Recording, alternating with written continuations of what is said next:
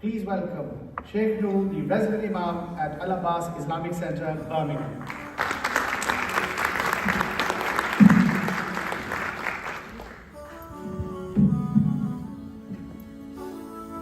Assalamu alaikum wa rahmatullahi ta'ala wa barakatuh. أعوذ بالله السميع العليم من الشيطان اللعين الرجيم. بسم الله الرحمن الرحيم. الحمد لله رب العالمين إنه خير ناصر ومعين. ثم الصلاة والسلام على أشرف الأنبياء والمرسلين حبيب إله العالمين أبي القاسم المصطفى محمد وعلى أهل بيته وأصحابه الأخيار. يقول الله عز وجل في كتابه الكريم: بسم الله الرحمن الرحيم. إن الله لا يغير ما بقوم حتى يغيروا ما بأنفسهم. First of all, my dear brothers and sisters, we thank Almighty Allah for gracing us with this wonderful moment, an opportunity to discuss about ourselves and to see how best we can connect to build our communities. The theme for this conference, my dear brothers and sisters, is leading change together. And I would like to take these few minutes to look at positive change as a civilization and a way of life. Positive change is non-negotiable. It is an instruction from none other but our beloved and merciful Creator. The verse I've just quoted is a very powerful verse from the Holy Quran.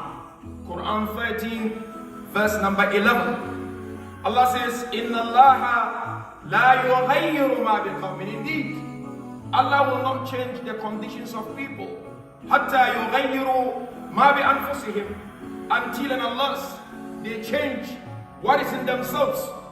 It simply means change begins with you.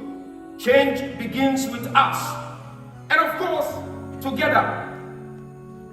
If we truly want to be effective when it comes to the changes we are looking for, then we need to do it together. And that is what Allah Tabarak wa Ta'ala again in Quran 5 verse 2 highlights. وَتَعَاوَنُوا عَلَى الْبِرِّ وَالتَّقْوَى وَلَا تَعَاوَنُوا عَلَى الْإِثْمِ وَالْعُدْوَانِ. And cooperate in righteousness and piety. And do not cooperate in sin and aggression. I would like, my dear brothers and sisters, to leave you with some practical tips on how to lead change together. You see, we live in a very complex world.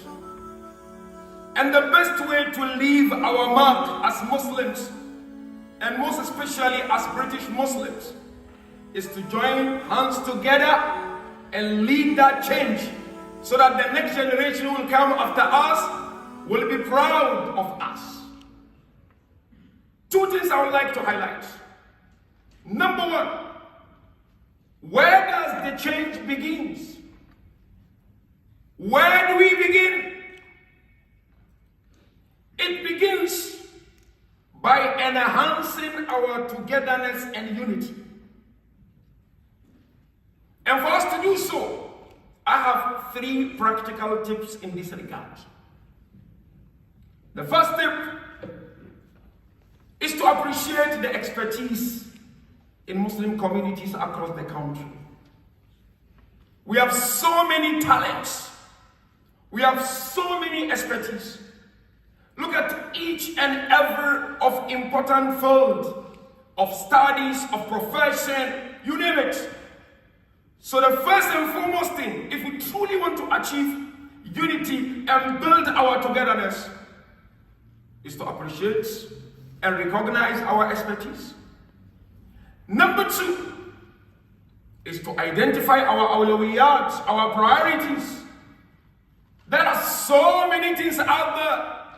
We cannot achieve all, as philosophers mention. What you cannot achieve all, you cannot miss all.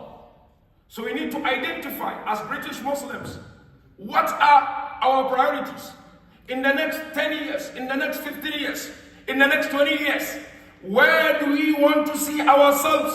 That's number 2. If we truly want to enhance our togetherness. Number 3 is to uphold the principles of engagement when it comes to disagreement. Adabun naqd. We're not from the same background. We're not of the same academic intellectuality, if you like. So we have differences.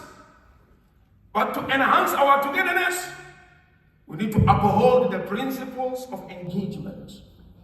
Now the last point. How do we achieve the change? Easier said than done. So I'd like to share some practical tips in this regard. Okay, now we're united. We are together. We are enhancing our unity. How do we embark on a journey of bringing about positive change in our communities?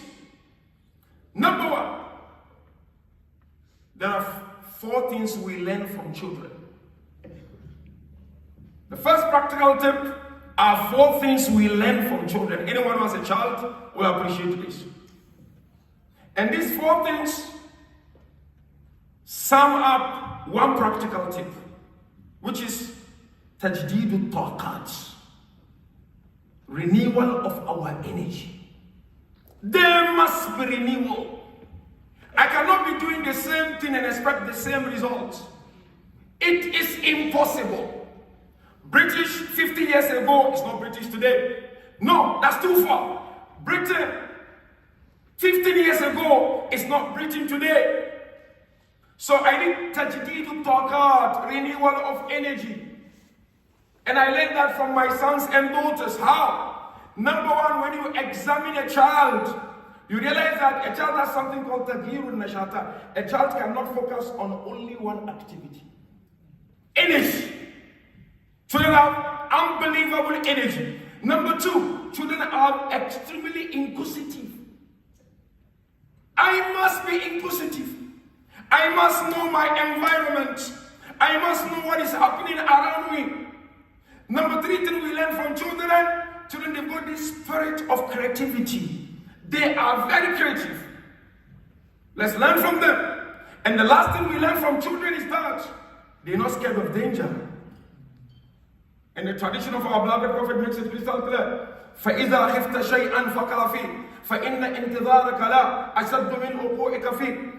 The time you become anxious of doing something. Should I do it? No. Should I do? No. So that's the time to do it, because waiting for it is more dangerous than doing it. So that's one. Let me mention the 3 because of my time and the way.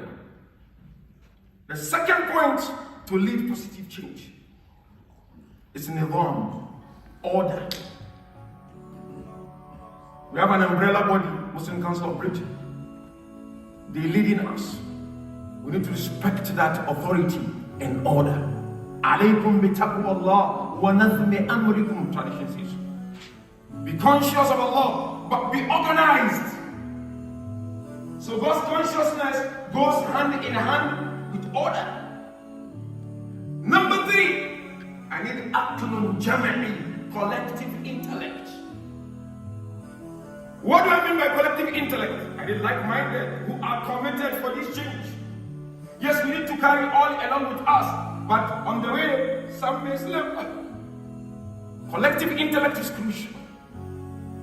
And last but certainly not the least, I need ruh al-tafa'ul, proactiveness. We must be proactive. The Holy Prophet says, "Tafa'alu bil khayri tajiduha." Be proactive in doing khayr, and you'll find khayr waiting for you. I wish all of us all best of luck. Wassalamu alaikum.